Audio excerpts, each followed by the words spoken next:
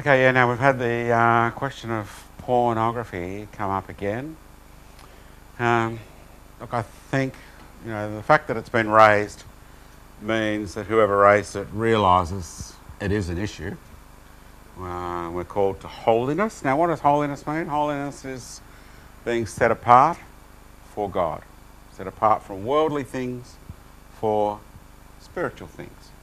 In Romans 8, we read that the mind that's focused on the things of this world will go down the track of the practices of the things that are of the world. The mind focused on the things of the Spirit will follow the way of the Spirit.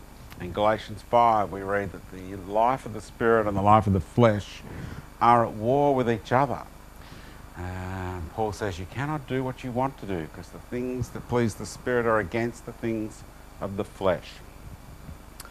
Having said that, look, porn these days is just so there and in your face and so easy to access and so there. It's a reality we have to deal with and live with. Now, look, in a broad strokes approach, we could probably take the argument that goes with ritually unclean foods. Jesus said nothing that goes into a man can make him unclean. Now, you take, for instance, someone that works in the censorship board that has to watch different movies to give them their different ratings. Is someone who goes to work and does that automatically unclean before God and automatically living an unholy life because they're watching this stuff so they can decide, oh, that's not acceptable for the Australian market or whatever? Clearly not. Nothing that goes into a man can make him unclean. It's what comes out of a man that makes him unclean. So, look, let me say, if you're out there and you love the Lord and you're struggling with porn, I'm not just going to say to you, well, it's unholy, so cut it out. Because for one, law will never set you free and it won't help. What you can do is keep it open and honest before God the whole time. God, look at this stuff that I'm doing, please help me with this. And don't hide from him. Be open with him about it. Ask him to show you in a true sense from the Spirit what his attitude to this whole thing is and to set you free from it. It's an endless world of lust that is never happy or satisfied anyway. Now, as I said before, nothing that goes into a man can make him unclean. It's what comes out. And I think you know that there's nothing good coming of it. It's just this bottomless pit of desire. Don't focus on that.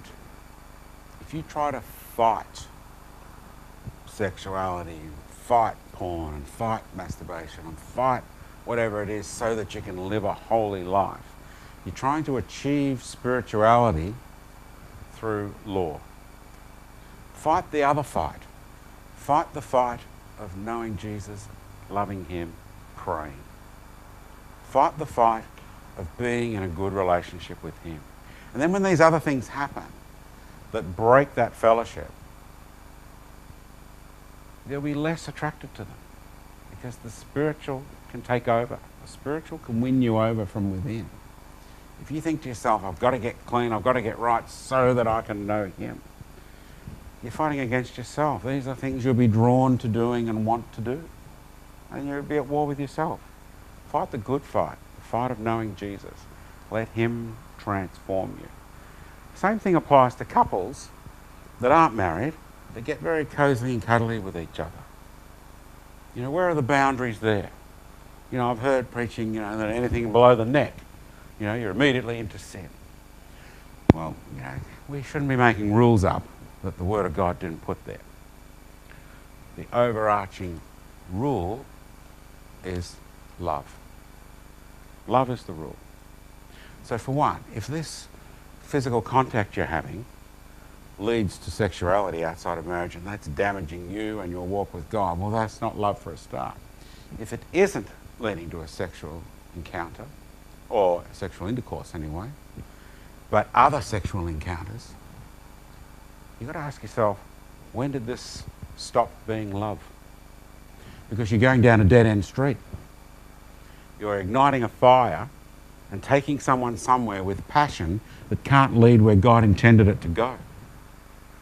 You know, God intended the whole intensity of sexuality and romantic love to go somewhere beautiful. You start that process and then, oh yes, that's right, we're not married, we can't have sex, so let's stop. Well, if you want to know what's acceptable and what's not in that area, it's when does it stop being love? To ignite something and then take it away. You know, if someone's on the 40-hour famine, and you're going to bring out this beautiful homemade pie you've just bought and go, isn't this beautiful? You know, I'm just about to cut a slice and have some. Oh, you can't have any, can you? Oh, you're on the 40-hour famine. Right? Now, the Bible does not say, don't put a freshly baked meat pie under the nose of someone during the 40-hour famine. Right? That is not Colossians 19 verse 5 or anything like that. But the law of love says, don't come to someone and with things that they want and desire but can't have. So if you think you love someone and for that reason you want to kiss them and keep kissing them and hold them and touch them and start to stir up passion that can't go anywhere, well, you've stopped loving them. You've started hurting them.